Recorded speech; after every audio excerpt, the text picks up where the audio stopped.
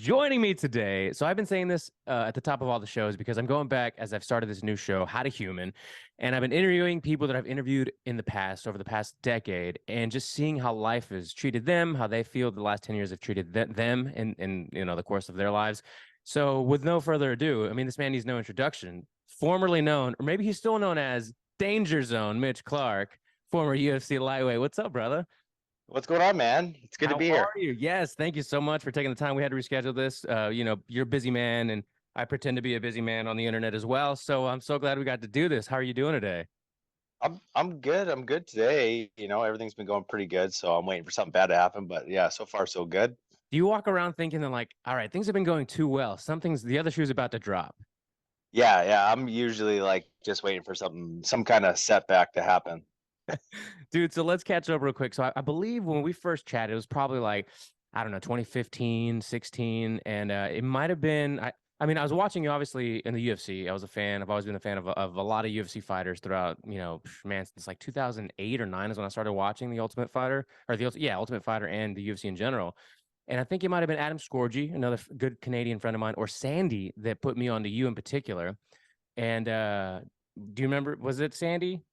I think it was Sandy, but and then I think Sandy got me hooked up with Scorgy, and then there's a story behind that too afterward. But yeah, I think it was Sandy. Cool, cool. I hope it's a good story. Maybe we can get to it some other time. But so how have you been, man? How have I mean, leading every interview with this, just basically, how have the last 10 years treated you? Uh Weird. It's like all over the map. Like it's good, it's positive stuff, but like it was definitely none of this was what I was kind of like expecting. I've just been kind of all over the map and just trying to find my niche and but also like not be lazy. So I don't know. It's kind of hard to explain. Well, I'm sure we'll get into it, but it's all over the map. It's not what I expected. Yeah, no, I understand that completely. So for those that don't know, you did fight in the UFC for quite a while, and it's probably been about what, 5 or 6 years since you retired? Yeah, 2017 was my last fight. 2017, which I remember watching, and man, you gave it your all, and you are a tough son of a bitch. And I think you even said that going out on your retirement speech. And just to see, like, I've been following you ever since. And if you don't follow Mitch, your Twitter's hilarious. Like sometimes I think it's just like an open stream of consciousness where you're just putting stuff out there. Is that kind of what it is? Yeah, it's just like, what is the random thought of the day that go cranks its way into my head and just creeps in? I'm like, I'm gonna put that out in the world. And then, you have this love for like old cartoons and old video games, and it's just like it's cool because I love nostalgia too, and it kind of does something for you. Yeah, I feel like I live most of my life just romanticizing the past, and then when you go back and watch some cartoons and you like realize that the cartoons were garbage. But I mean, I love that feeling of like transporting yourself to like those times where you weren't jaded by the world, where you didn't build that bitterness after like 30 some years, and you're like, oh yeah, Muppet Babies, it's awesome. So when you said, "All right, I'm gonna hang up the gloves," like how did you? I gotta ask, what was the transition you thought you were gonna be making, and what is different from what you actually ended up doing? Uh, Partially, I knew I was going to go back to school. I'd already been accepted into the university before that, and I was kind of like knowing that I needed an exit strategy just because it's fighting is finite for sure, and it's really taxing, especially when you fight probably a weight class and a half below what you should be. But for me, I was like, I knew I was going to go to university, and then kind of like just the pathway, you know. After I was done fighting, I said to myself, I'm gonna do the things that I wasn't able to do because I was so focused on fighting, and or I was focused on this MMA quote unquote career, and just start saying yes a lot more, and it opened up a whole lot of like cool opportunities. What was the very first cool opportunity? Because it was probably, it was a transition to obviously like I'm no longer in the UFC. I'm not a UFC fighter. Like, what was the first big cool transition that happened? That one, like when I started pro wrestling, like so I started pro wrestling, and I got to train under Phil LaFawn, and like he's kind of like one of those hidden gem names. He was in WrestleMania 11. He was like All Japan Cup winner. Like he wrestled in All Japan. Him and Doug Furnace were Can-Am Connection. think it was Can-Am Connection. It was him and Doug Furness. Anyway, like he wrestled all in Japan. Like he did all the stuff that I thought was super cool, and I got to train under him, and like then start pro wrestling, which is pretty cool. Like it's different, but That's awesome. Yeah, I'm glad you brought that up too. Like that was one of the things I wanted to talk about because I've only known one other person to pursue professional wrestling in any capacity, and to the point where this person was actually he was on the I forgot what they would call them, but they were the shows that they would play like it was W at the time obviously WWF. We now know it is WWE, but it was the shows you would catch like Saturday morning or it'd be like Sunday on the weekends. You know what I mean? Kind of like yeah, they'd be like feeder shows like before the big shows. yeah. I know exactly what you're talking about. Okay. And so other than that, and I've always been a wrestling fan up until, I mean, man, I'm not gonna lie, it's probably been a good amount of time before I could say I was looking forward to like a pay-per-view, like a WrestleMania or Survivor Series or what have you. And my brother, who's significantly only like 10 years older, he's not missed a WrestleMania. He just watched the most recent one. And he's like, dude, Yeah. theatrics and everything is still like it's so incredible. And it is, but I gotta get your opinion. Like, how do you feel like wrestling has transition or what is it like to you now that you're older versus like when you were watching it back as a kid? It's just like it's just different in like it was all about the characters and just being huge. Like you take a look at all those like the old school guys, they're all gigantic, like huge people. They're all in the big human club. You go now, and like I'm bigger than a decent number of guys. I'm like 205 now, which is a lot Like heavier heavyweight than level here. 150. Yeah, I know. Son. But yeah, I had put on that weight for freestyle wrestling and for pro wrestling, but and then like the moves have changed. It's a higher pace. It's a higher pace event. Your matches have to keep a higher pace. You have to be able to do more things. Like I can get my fat butt over for like a moonsault and stuff like that, and that was something that I never thought I'd be able to do. And it's just like your everything changes. Storyline and stuff, it becomes more soap opera-ish. You know what I mean? Like it's more of like, oh, my like you need to kind of get the audience engaged in a different way than it used to be. Like, yeah, he's the bad guy because he has a snake and he bit Macho Man, and like, Right. and now it's like, oh well, that was his sister, but she got amnesia, and then it's like this all weird, stupid storyline. And you're like, I don't understand. I missed an episode. It's like when I used to watch Lost, and I missed an episode, and I don't know what's going on, and I'm lost. That's hilarious, dude. The days of like the Generation X. What was it called? What was that? Oh, the Attitude Era. And Yeah, the Tudera, yeah. Ruthless Aggression era with like Randy Orton and Batista. Like those to me, and obviously it's like with all nostalgia, you're like that was the time that was. But I honestly think that was some of the best wrestling time ever. I think just because there was so much of it. Like you had WWF at the time, you had WCW still going pretty strong, like in that Attitude Era. You had ECW doing crazy, crazy stuff. You just had all these different ideas. The storylines in Attitude Era were like to engage you, and like, oh man, they can't do that on TV. It's like Jerry Springer, but with people hitting each other with like a folded up chair. Yeah, is Jerry Springer still alive? Did I just hear he died recently? I think he died yesterday. Oh my God. Okay. I thought I dreamt that or I thought I read that wrong or something. That's crazy. I was like, RIP to the king of drama, you know? Yeah, he really started all that craziness on TV. I think He him and did. Maury Povich. Maury, dude, you are not the father. Like that's ingrained in all of our minds. It's the best. Like when you get those like the guys who dance right afterward, and you're like, how are you that happy? I've never been that happy. I don't think ever.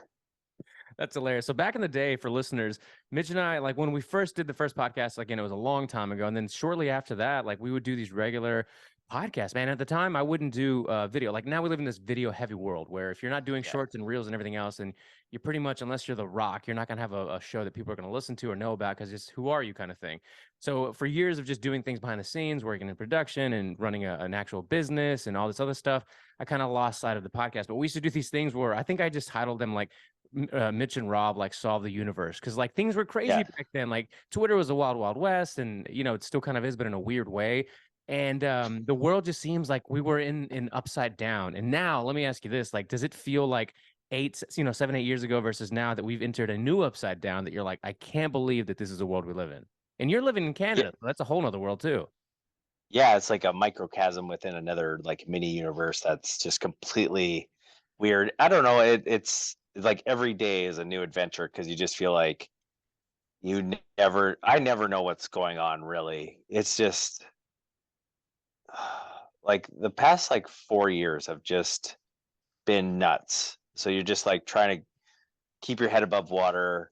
And yeah, it's just like I couldn't imagine going back to like 7, 8 years ago, and you're like, there is no tethering, everything is crazy.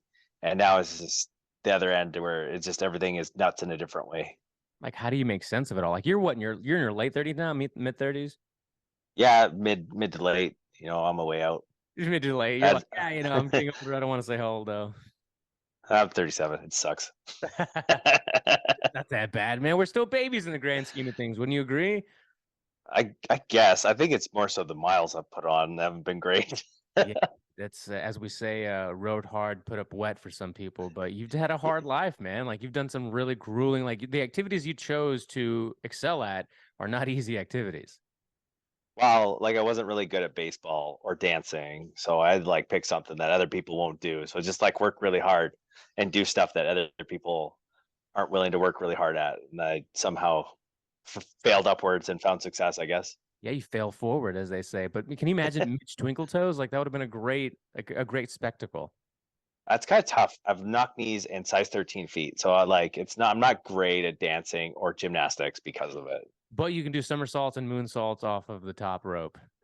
Yeah, I for one of my university courses, you do take like for phys ed, you take gymnastics on, and like I could climb a rope 30 some feet, and I didn't use my legs, and I got told it was the ugliest thing he'd ever seen. And then I had to not talk trash to his face. But and then it's like, okay, go on the balance beam. And because my feet are so wide and big, and my knees are like, I've knocked knees from like zero ankle ligaments, I like could barely do like a pirouette, like just kind of like a curtsy on it. And you're like, this sucks.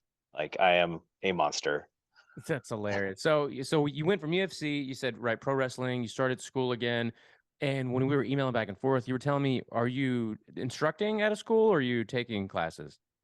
No, I'm a full-fledged teacher now. Okay, yeah, that's what I thought. So can you expand a little bit about that? Like what are you teaching and what are you working towards? Like I'm technically I have a phys ed degree, a native studies degree. So like indigenous studies is a big thing that we have up here. But like right now I teach strategies, which is like we take kids that are probably like about a dozen and a half kids that are not having success in normal programming, and we pull them back and we're like, okay, what is your individual like program plan? Like how do we take you and be able to get you back at grade level? Because obviously there's a disconnect between the current system. And then I also teach like the academic challenge class, which is the smart kids. Mhm. So I teach them social studies and language arts, and so I'm at both ends of the spectrum. It's really odd, but it like the strategies class really makes you realize the importance of building connections with students. Because if I think we can all look back at like having one teacher that we had that we really connected with, and probably did the best in their class. Although sometimes it's like I did bad in their class and they were hard on me, but that was made me a better person. Right. That's the other side of the coin. But usually, like the teachers I remember where I built that connection with allowed me to achieve more because we had built that connection. So that was a big thing that I've been doing lately. It's just trying to get kids back on grade level. That's awesome, man. I did not know that, and I'm glad it's something that interesting because I have two stepkids, two bonus babies as we call them, and I've been in their life since they were 2, and now they're 8. They're gonna be 9, and they just started softball. They've been in martial arts. They got their gray belts. They've been doing jujitsu for I think 2 or 3 years now, and it's their first season of baseball and softball. It's a boy girl twin, and the development of them, in a world where they're living in a co-parenting kind of world. So got mom's house, dad's house kind of thing, and is really fascinating. And luckily they go to a really good school and all that, yada yada. But my emphasis is just learning on how to be a better teacher of sorts, learning on how to be a better instructor. And because of the podcast and my infatuation with communication, it's been easier, I think, than other people who are having kids for the first time or didn't think they were going to be, good parents or wanted to be parents, and then they jump into it. So I guess I'm lucky or blessed, which I don't really like using that word too much, but it is a lucky thing. So how do you think that people who are trying to do similar things, whether it is instruct, a class or teach their kids, what can they do to kind of ease their way or get into like just being better at that thing, building that connection Uh, we're talking about? yeah, I think like a big thing is like there's a couple of things. I watched this a while ago. I don't say research because nothing I do is actually research. It's just like I'm just like this is the subject I want to learn about, and with my ADHD brain, I'm just like I'm gonna learn as much as I can about this, and then I'll probably discard it about 15 minutes later. But like really building that ability to have them be able to trust you, I think is an important thing. So it builds that honesty thing, so that they can trust you, and you know that you're not mad at the fact that they're at them, you're mad at the action, and that kind of thing has been an important thing of explaining this to kids, because usually they think I do something bad, I'm gonna hide it because um, I'm in trouble, and you're like, I'm not. Like there's always gonna be consequences, positive and negative of these things. The other thing is always just them knowing that you'll be there. You're there to make them like we're all in this together, and we are a team. Now, obviously, it's different with parenting, but like because I don't have kids, but it's Not just yet, Mitch. Not yet. not yet, but I have dogs. I have two corgis. They're awesome. I like them. But like knowing, I think that a lot of later on issues is they feel isolated and alone, and they don't know that someone is able to be there for them, because knowing that someone is always there and that you can trust that person. And then like what I've learned over the past like couple of years is building confidence. A lot of kids now have zero confidence, and I think a lot of that comes from social media in a sense, and bullying is different than when we did it. You could go home and you would probably be able to escape the bullying. That there's a 24-hour cycle of where they can't really escape it, because as soon as they leave school they're being attacked, and or they know about it on online or through Snapchat, TikTok, wherever kids are using now. Like it follows them nonstop. So like the it's less physical and it's more like mental, so it destroys their confidence. And building confidence is like building trust. It has to be like start with really small incremental things that they cannot fail at it, because if they don't have like any success experiences, if they don't have any success experiences, they have no reason to feel confident. There's no basis support there. So the more you build that basis of support with like little things, then incrementally go up and up and up in little short steps. And the key is to like make it a properly planned success event, so that like if they can't fail, because basically when that breaks, they fall almost to the bottom, like the rung on a ladder, right? So those have been kind of like the main things, is like trust, confidence, and just them knowing that you're there. Yeah, no, absolutely. How old are the people that you're teaching? Like 13 to 15, so it's like the worst time. Okay, yes, it's so funny you say that because when you said like the whole team thing, we were having like a family gathering and we were all talking about kids and whatever, and I was asking my sister-in-law, my niece is 12, she just turned 12. That's actually why we got together, and we started talking about teenagers and getting into those preteen years. And she was talking, I asked her like, how do you think, because it's like the first teenager of like the little kids in our family now, or soon to be teenager now, and it's just a different world as they can already start seeing in these preteen like 11, 12 year old ranges, which I'm sure you can attest to as well, that you've been instructing them. But I asked her like, what are you gonna like, what are you thinking, how are you guys gonna change your approach to basically being parents when you're now going into teenage years? And she's like, we're all navigating these waters for the first time, we're trying to figure it out. But one of her friends told her they had a friend that had a really good kid and then one that wasn't so good, and they asked the parent like, what the good kid, like, what do you think you did? Or they asked the daughter like, what do you think your parents did to make you like just not do any of the dumb shit that a lot of us did growing up? She's like, really, my parents always made me feel like we were a team, like everybody in the house was a team, and that no matter what happened, and it went into this whole description of very similar things to what you just said, and it clicked. And I think we all try to do that, but as parents, we get busy, or as whoever the guardian is, they get busy, that they forget that like the team can't just go unattended, for long periods of time and expect for the players to do well. Yeah, like the wins and losses happen, you know what I mean? But the team has to have a strong bond all throughout, otherwise things start breaking apart.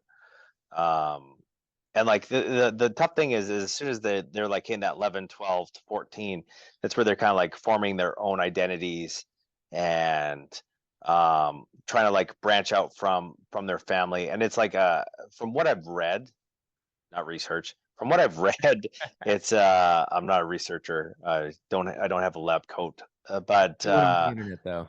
yeah, I'll order one off Amazon one of these days. But the big thing is um, it's like an evolutionary trait. I think we've all been there of like when we were like mid teenagers, like my parents are idiots. I hate everyone in this house, and like that natural drive is for us to like leave our area.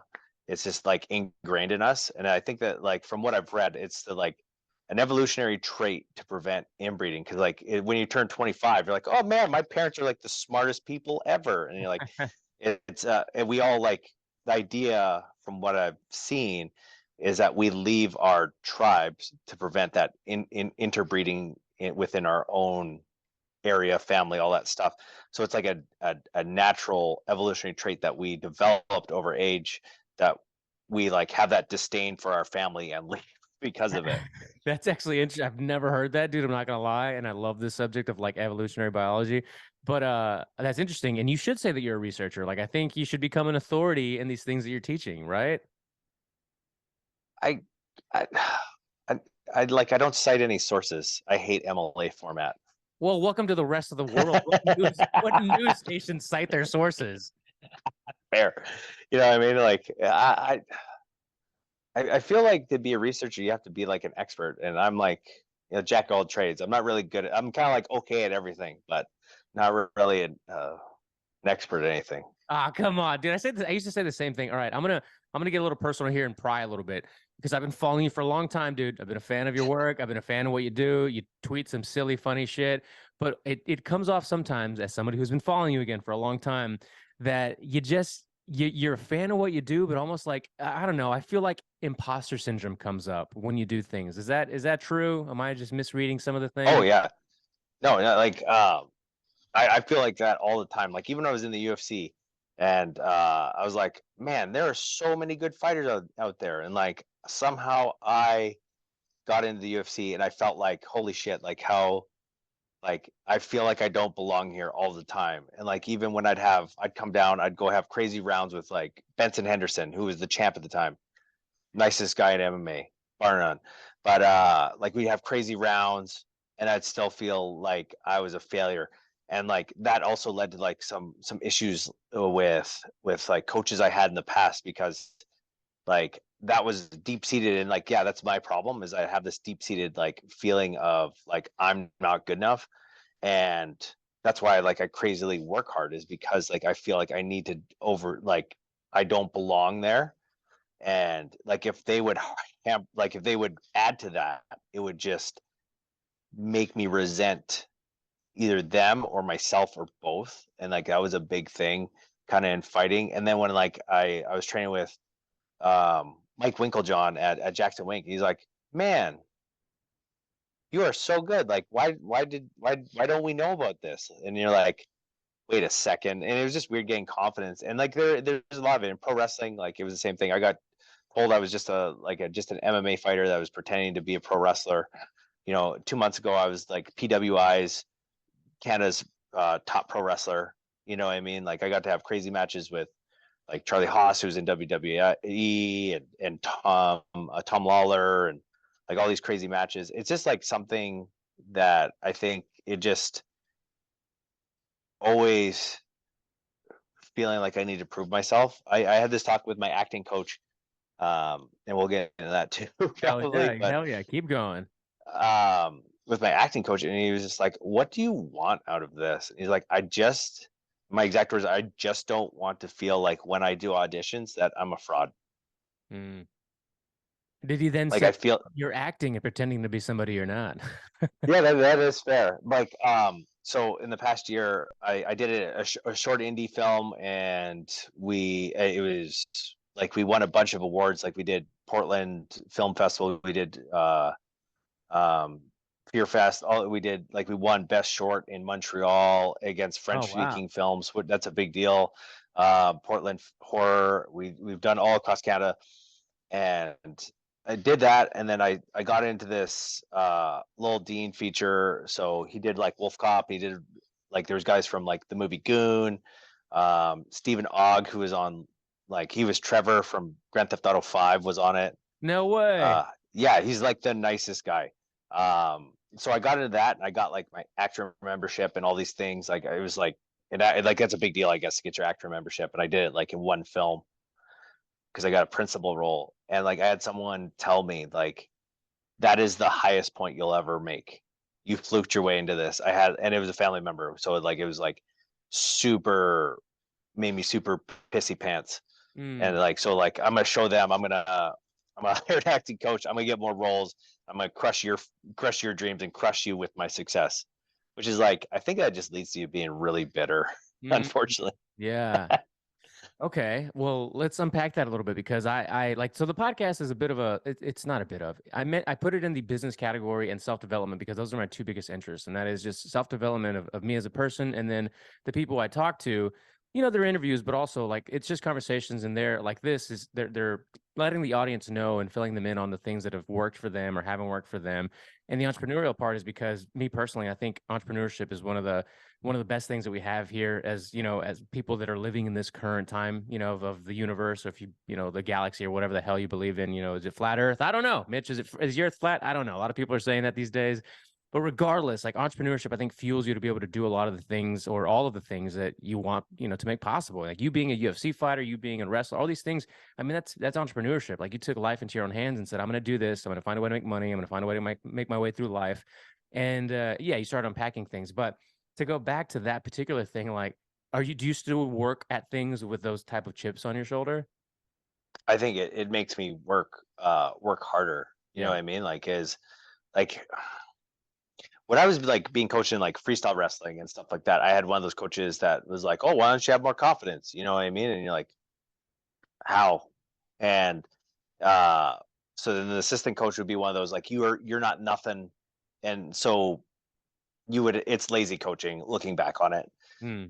So you basically self motivate yourself to go. We've all seen that. Like football players are probably the ones I've seen the most. Where you had the defensive coach that would just like grab you by the face mask and like, hey, you're not doing nothing after school with this and that kind of thing. So you either you break or you kind of like you feast or famine, so to speak. Right. And for me, it was just like I had so much of that throughout fighting and everything else. Is like I'll show you what I can do, but I feel like it has a chance to make you really jaded or bitter. So it's a double edged sword. Is that it can also be, man, exhausting emotionally, Yeah. physically, and so those are some issues with that.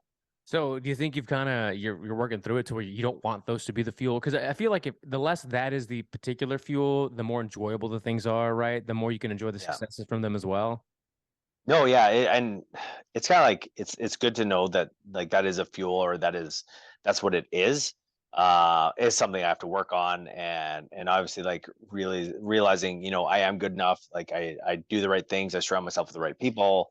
You know, somehow I'm hella athletic.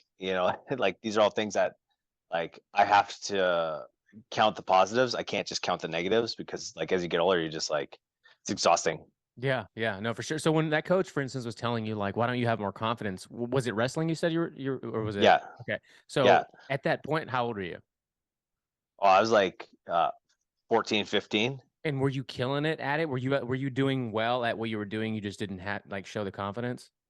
Yeah, like, and I was also like in one of the harder weight classes. So like I'd win like the first half of the season, I'd go like undefeated, and then I would kind of like I'd hit a roadblock, probably like wrestle someone who was like a national medalist or finalist, and like I'd have a good match, and then after that I would just like hit a roadblock. I kind of like attribute like same as like Chael Sonnen when he was fighting originally, he would like have a killer first round, 2 rounds, and then he would just like get submitted right away.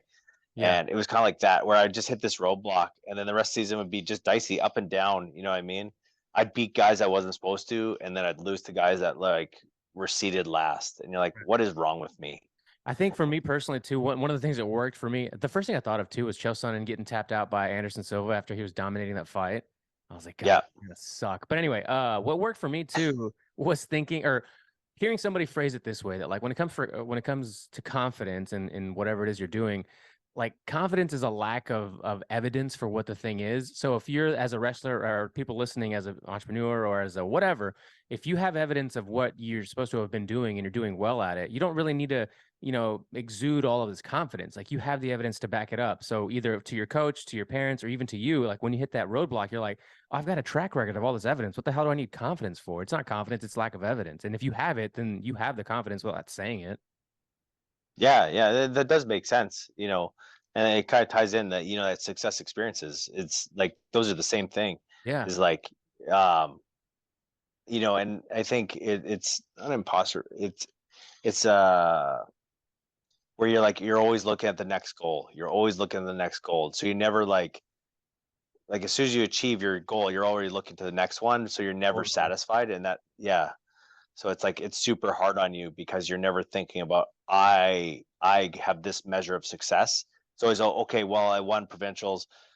That's our version of state. Gotcha. Um, Okay. Thanks for. yeah. Like next is nationals. Got to win nationals. Got to win. Got to qualify for Pan Am's. Got to like all these things, and you never like are satisfied. And was it comparison is the thief of joy? I say that all the time, Mitch. I say it all the time because a lot of people around me, and I'm sure it's the same up in Canada, but in the States, it's such a, especially in like the cities and whatnot, like it's a fast paced thing. It's like, what's next? Who's next? What do I do? Who's going to help me? Like, how can Yep. you help me? And that's great and all, but bro, you got to enjoy the shit you're doing. Like for me, and let me ask you, this is my follow up question to that is like, what is your measurement of success right now? Like, how do you measure success? I think is um just feeling happy with having those moments where you you feel, oh god, the dogs are running around, they're going nuts. But So I think it's just like it's being happy with feeling fulfilled. For fulfillment is always kind of like, I think, feeling like, oh, yeah, I did something that kind of like brings it in. I'm the same. I don't like saying blessed. I'm really lucky. I have a great family, I have a house, a good career. I'm successful at other things I do. If I was like, okay, I can't do any of this extra crap anymore, I've achieved so much. And I think it took a long time to get to this point where it's like, holy moly, holy shit, um I'm still in teacher mode. Like it's like no, holy but shit. yeah, no, be yourself, be yourself. Yeah, holy shit. Like I've done a crazy amount of like nutty stuff that I was never really supposed to do. And I think a lot of people get lost in the forest because they never see it for its entirety, and I think that's the big thing is checking off those boxes of like, yeah, I feel fulfilled. I've done some cool things. You know, I'm not always just gonna want to be reaching for other stuff. Yeah, you actually nailed it, man. The most successful people that I've talked to, and this is how I watched. I used to say this a lot. I watched this documentary a long time ago. I don't think it's on Netflix anymore, but it was called Happy, and it was basically it kind of dispelled like what happy is and or what people thought happy was, and it kind of just takes you through this journey where it's all about fulfillment instead, and kind of helps you reframe those two things. And you tied those two things together just now perfectly. So this will be the fifth episode of How to Human, and the other four humans who I've caught up with from the last decade have almost said similar things. And whether it was BMAC, Brandon McCaffrey, who was like, I was never supposed to get my black belt. I was never supposed to meet Eddie Bravo and open a 10th planet. I was never supposed to do these things. And a lot of these people were like, I was never supposed to do these things. But yet you do have that thing, and maybe it's an outlier, kind of a switch or whatever it is, or maybe that you just were lucky enough to reframe things early enough to be like, oh, I'm gonna make it to the UFC. Like, yeah, maybe, sure, why not? Let's try, right? And you just give it the old, good old college try. And next thing you know, you're like, shit, I fought for years. I retired. I went to this. I went to that. I met these people. I created these businesses or I invested in whatever. And next thing you know, you look back, it's been 10 years and your life has been a cool roller coaster. Like, what more could one have asked for, right? Totally, totally. Like it's, and I think a lot of it does come down to like who you surround yourself with.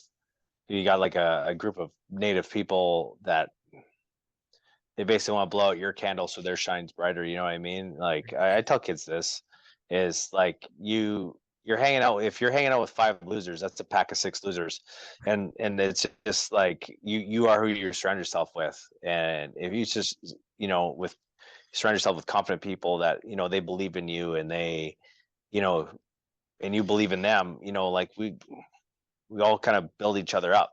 And when people like naysay your dreams or otherwise, I mean, it breaks you down, and then you don't achieve it shit.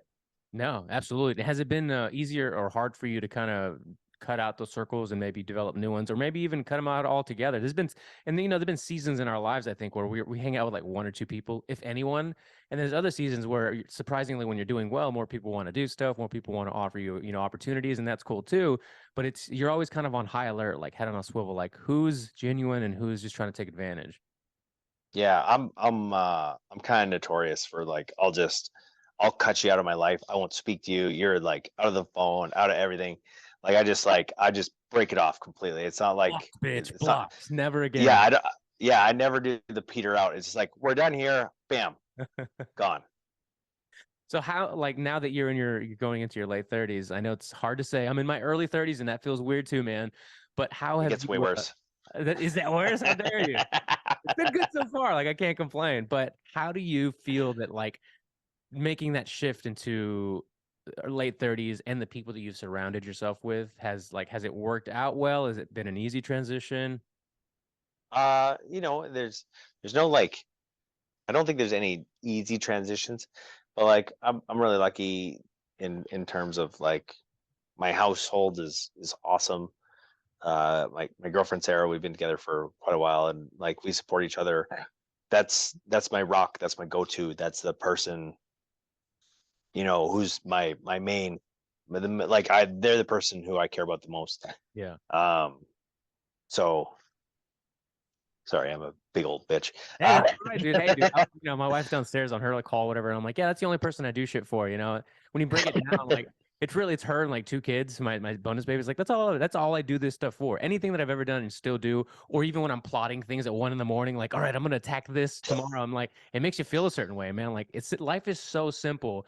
And the most miserable people who have done nothing are the ones that like don't get that, but yet the super successful ones can like crack a tear at being like, oh, it's so simple, but you work so hard for this simple thing, like for this simple person, Yeah, simple goal, like takes all of your energy.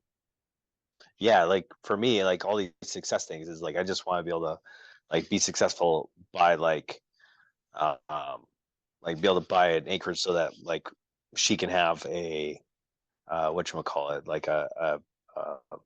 like a dog rescue for senior dogs, just because she's such a good person. That's what I would want to be able to do if like let's say I somehow become like acting or wrestling takes off or whatever. That's all I want is like it's not even really about me anymore. It's like I want to be able to help this person that made me feel whole. Totally. That is the sweetest shit I've heard so far. You've made this podcast come like full circle. Like the whole goal of it is to like really feel these human experiences because a lot of people ignore them. Like a lot of people they try to reach success without, realizing or at least coming to the conclusion that like the love and connection of what helps you get there. Some people will say, "Oh, I did it all on my own." I don't believe you for a second. I don't No. think there's a single person that can say you did XYZ at the top and got to the top by yourself. You're lying. Like you just cut people off and you forgot about them, maybe. Yeah, yeah. Well, just those people aren't with you anymore because you left them in the dust after you used them. You know what I mean? Yeah. We all work together. No person is an island. It's Yeah. it's all about how do we how do we all get to achieve our goals together. Absolutely. So now, just to maybe put some salt on the wound here, but we talked about significant others, but like, do you have a good relationship with your parents? It's pretty good. They live like 6 hours away. I don't go on my way to like drive 6 hours every weekend or anything like Sure. that. We got a good relationship, but it's just like my person is my girlfriend. She's my everything, you know what I mean? Like I love my family. They're Yeah. great. Um, I wish like they lived closer so we could like do more together. But like especially like my yeah, like I have a dad, a stepmom, and my mom, and I wish they were closer, but I kind of like it makes me want to like go like make those moments when I do go there that Hmm. we spend every minute together. I think it's very easy to take like those relationships for granted when they're close by. Like, you know what I mean? If they're like living in the same city, I think it's you never break it down of it's all I'm on my phone, I'll flick through everything and kind of hang out, but kind of not. When you're there, you want to be enveloped in that moment.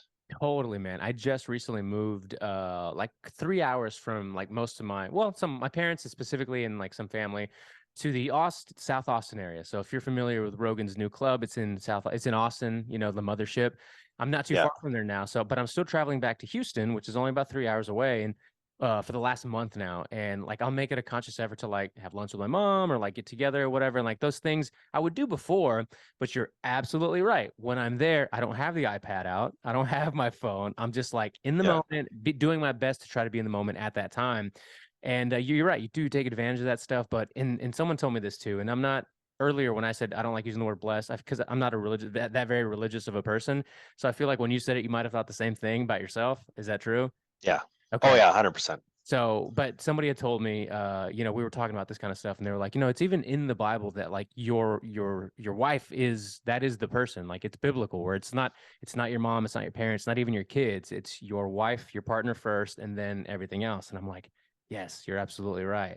So then you can do what you want with that, but I feel like a lot of people, even if you don't have that bit of a nugget of knowledge, on your tool belt, like you get it. Like if you have that person, then you're like, all right, I feel kind of unstoppable. So let me take this ball of energy and like do something productive with it. Yeah. Yeah, I'd agree with that. Yeah. I don't know.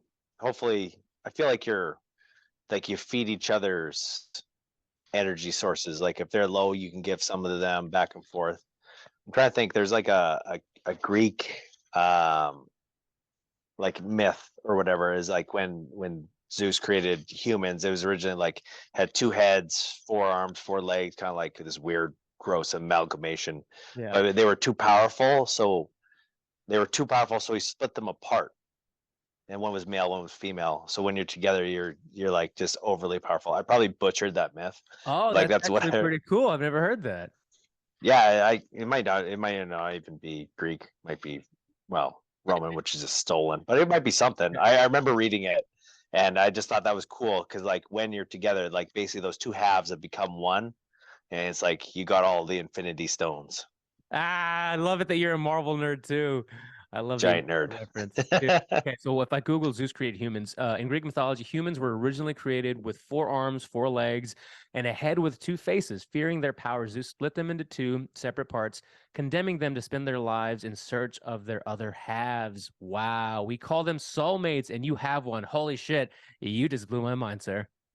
Nice, nice. That's I feel like I'm happy that I didn't butcher it too bad. No, you fucking nailed it, dude. That's so cool. I'd never heard that. So okay, Although unfortunately, I think of like when it says two faces, I think of like have you seen the movie The Thing? Like when it no. has like oh man, 83, John Carpenter, so good. But anyway, there's a an alien is found and it's known as Two Face. But yeah. No, I got it. So not the Batman Two Face, right? Two Face, No, no, the 1983. the You thing. know, you would hate me for this fact because I know how much of like a film buff and like old school like shows and movies kind of guy you are. I am not that guy, dude. And I I work No? with someone else who's an entertainer and he's also huge on like old music and old movies. And he'll say almost anything. Literally, this happened 2 days ago. I was recording some stuff for him and he was like, "Yeah, well, like Karate Kid." And I just kind of was like, I never saw it. And he's like, "What the fuck? You never saw Karate Kid?" The only thing I know is wax on, wax off. He goes, "You have to watch the old series," and I didn't see the new one either. I didn't get it. It's a lot of stuff like that that I don't get from the '80s. I think it was just like ingrained into me, and like that's part of why I started working out was because like Arnold, and like dude's badass, and like he's one of those other examples of just some guy who just wouldn't take no for an answer. Come on, do it. Yes, I agree. I watched Pumping Iron, I don't know how many times. I haven't watched it in a while. Arnold said some really wild shit over the last couple of years, but so have a lot of people. They kind of makes you be like, oh, really? Is that what you wanted to say, Arnold? So it's kind of upsetting, but I do agree. He's a great motivator. I'm I'm there for Franco Columbu. You know what I Love mean? Franco. He doesn't get enough attention. Frank, yeah, and then like he passed away last year or the year before, Year unfortunately. before, I think, yeah. Yeah, but that dude was crazy, and like to like do well at World's Strongest Man at like 5'2". You know what's another? Yeah, damn, was he really 5'2"? He was like maybe 5'4", I think, is from what I've heard. I know all I know is he was tiny and 205 pounds of just rock. That's how I feel about, oddly enough, Dorian Yates, even though he's a much more of a serious man. Like I was just watching him. He was like guiding some guy like through his training and stuff like that. It's nuts. Like he lost a lot of that like bulk, but he's still like he's a big guy. He does a lot of yoga. I think he did a whole bunch of DMT, so he's got this crazy DMT like tattoo on his back, and he Really? just like he speaks really well. I think probably if you have an English accent, you just Sound sound that much smarter. smarter. Yeah, it's not I fair. hate it. Like I Canadian, you fucking just hate like it. yeah, Canadian accents aren't great. It just like you sound like you're in the slow kid class half the time. But you sound nice. You're like the nicest little kid ever. Every Canadian I've ever talked to, I'm like, oh, you're so sweet. You just seem like a nice kind of person. I think we're just usually like polite, like we have good manners. Like I talk a ton of shit and I use a lot of sarcasm. Um, but like I use it so well that a lot of people don't know that I'm being sarcastic, which is my favorite. That's good sarcasm. That is true. But I mean, then again, Americans can do that. And despite anything, people just be like, you stupid American, you fucking stupid American. All right. Well, nothing we can really do to make you feel different.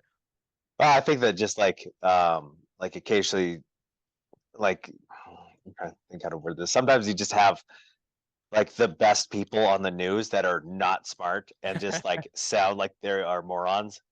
And you're just like, that's what those are the news clips that end up on YouTube that the world sees. They don't see the people are like, hey, like, I like to listen to Vivaldi or I read this book once. 100% dude. So I gotta ask entrepreneurially because I do see the things you've done as being an entrepreneur of sorts. Is there anything that you're doing that's like all Mitch, like or the majority of Mitch, like idea wise or energy wise, it isn't like a traditional, conventional kind of a gig? Uh, I don't know, That you like, can talk like I, about, that you feel comfortable talking about? like that I'm kind of like I'm running and it's all me kind of thing. Yeah, for the most part, right? Maybe it's even an idea that you have somebody helping you with. And I just say this because I know in the MMA, wrestling, jiu-jitsu world, like there's coaching and classes in facilities and recovery and all these other different modalities that you might create or sell. Mm, like probably the closest thing would be like jujitsu. Like I teach jujitsu. I run kind of my own program. I got a couple of affiliates. And it's like I'm really big on pushing these concepts to like my instructors and all these different things. But also I think like an important thing is like not making people cookie cutter Hmm. and like even though I'm super big on like, hey, you want to be good at takedowns because sitting on your butt is I'm terrible at it, so I don't do it. But like pressure passing and but really like anything that where I'm fully in control, I'm not in control of anything. I like life or otherwise. I'm just trying to figure it out as I go too. It's like I don't know what I'm doing. Like Ah, today well, I'm gonna work out so I can eat an extra meal today. Like that's about it. Like it's not to live longer. I just want to live longer so I can eat more. I like that's eating. Um, hilarious. I just don't know what I'm doing half the time. All right, all right. Well, let's unpack that just a little bit. We'll have you for about another 5 or 10 minutes before you So gotta bounce out. What would you want to do? Have you thought about? You had to have, knowing the way your mind kind of sort of works. You've had ideas you just haven't acted on.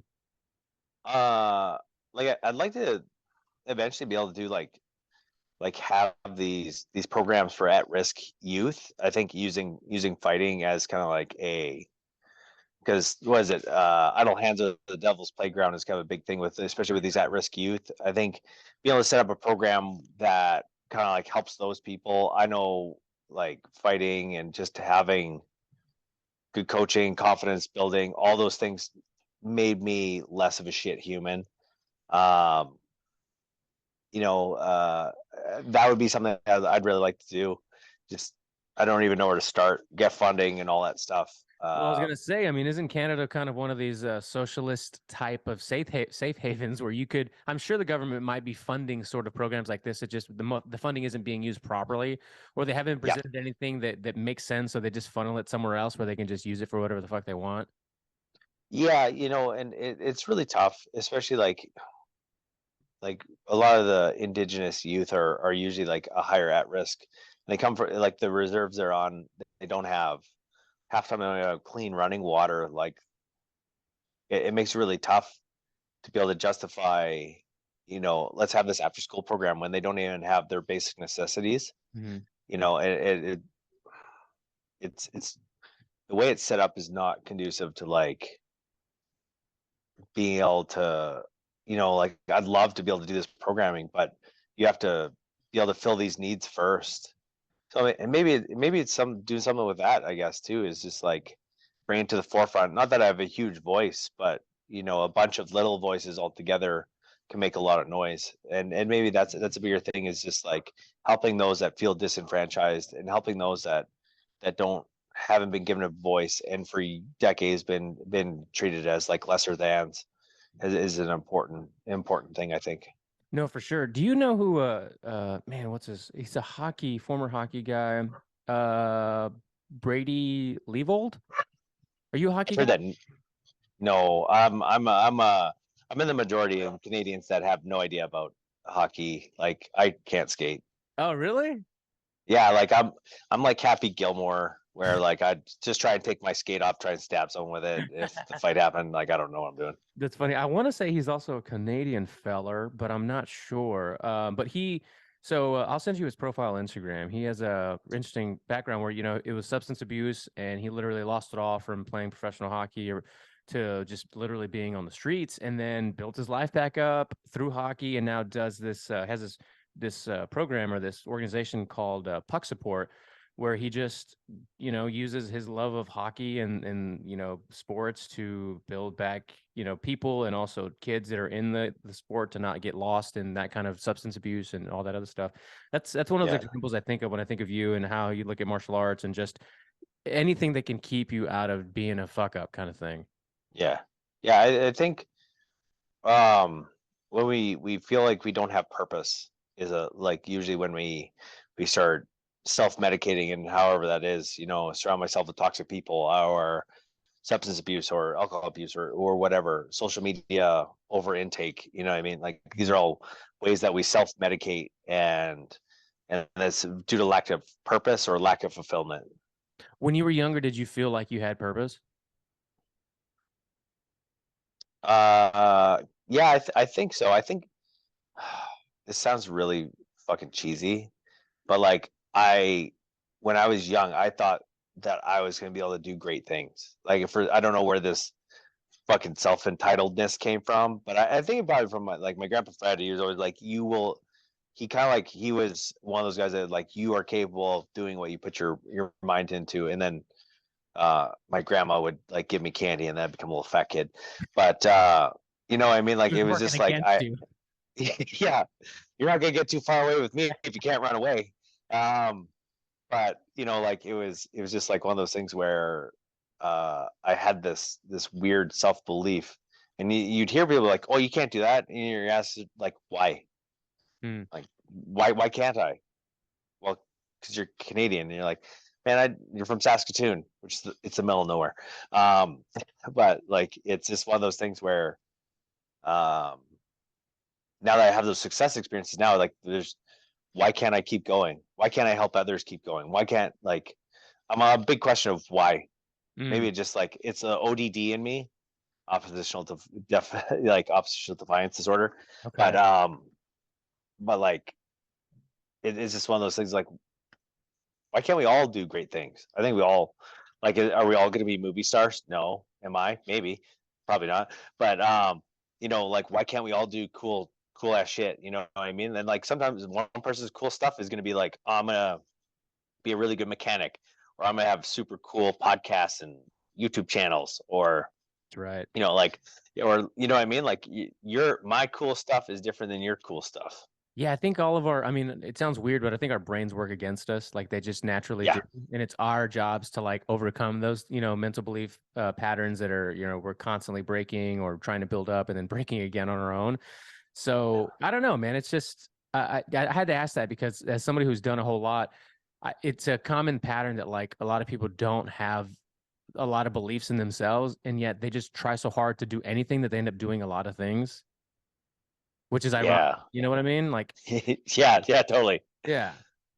But anyhow, Oh, dude, yeah. we're coming up on our hour, so I know we're gonna do this again in the future. There's so much more to unpack still and talk about. That hour flew by. I feel like it's been 5 minutes. But look, we've laughed, we've cried, we've told some jokes, and we've set the landscape for a lot of conversations to come in the future. What do you got coming up? Can anybody watch you do anything? I saw you were doing commentary for was it Flow or UFC Fight Pass? For Fight Pass, you know, I do it for Unified MMA. They have a like Unified Boxing coming up. I really like doing the commentary. The John Ramdeen, who's with the Fight Network, really likes it because I have this weird analytical mind of like how to reverse engineer things in jiu-jitsu, and he says that I spell things out really well for people who like don't particularly love jiu-jitsu, but at least they can understand what's happening and why it's working or why it's not. Like that. Check out the Druid's Hand. It's like we're just finishing up, I think, on the film. You know, the film fest circuit. So hopefully you get a chance to see it and watch Dark Match when it comes out. It'll be the same thing, film circuit, except it's a feature. It has like Steve Ogg, Jonathan Cherry, Chris Jericho's in it. Dope. I love Jericho, man. Oh man, he's the coolest dude. I'm trying to think, am I doing it? Oh, Love Pro Wrestling, Top Talent Wrestling. I'm always on those shows, and yeah, I'll probably try and expand, do more stuff. Dude, that's awesome. I think you and Robin Black would do cool content together. I feel like it might just be tough because we both fill that role of the play by play, but we fill it so differently. I'm so analytical, and he's Very animated. um yeah, and he's like the entertainer too, where he's like throwing was it He's almost like a poop? color guy. Yeah, he's almost a color guy, but because of his knowledge of like the sport itself, it kind of like he blends both, I think. Yeah. Oh, one more thing. Did you see that Fight Pass took or they're not doing ADC, they're not doing like a lot of jiu-jitsu stuff. Like it's all going to Flow, like the ADCC trial. Yeah. Do you have any thoughts Yes. on that? I'm kind of happy for Flow. Like I'm a wrestler, so like originally, so like I love Flow Wrestling. I'm glad that their stuff is expanding. I'm kind of sad because like the U.S. Open, like they missed out on some major matches for wrestling yesterday, and Roland Gardner missing weight. But you know, like if I think they do a good job with like Fight to Win and a lot of those other um, events. This is their chance to really show like what they can do. So hopefully they are able to like hit the ground running with with streaming. It's unfortunate because I like Fight Pass is pretty user friendly. I don't always feel like Flow Grappling is always quite It's a as very user nice friendly way of on. saying it's a very nice way of saying that, Mitch. And Fight to Win, man. Shout out Seth Daniels. That guy's done so much for the sport of jiu-jitsu. Dude, it's crazy. Like the amount of events he does and organizes and gets streaming, and like the way he does it is so smart. Get some locals, get a couple big guys, basically have it pay for itself, you know what I mean? And be able to have like these big events. That guy is like on the marketing point, knows the jujitsu, all that stuff. That guy's helped the sport so much. I gotta reach out to Seth. I think he's from around my hometown. He's from the Houston area, I believe. Anyway, all right, dude. Thank you so much for an hour of your time. I know we're gonna do this again. I'll let you get back to your day. Thanks again, man, and just keep in touch. Yeah, sounds good. Yeah, thank you for having me on. Hopefully I didn't say anything too dumb. No, brother, I loved it. All right, man. Enjoy the rest of your day. Have a good weekend. Yeah, you too, man. Peace out.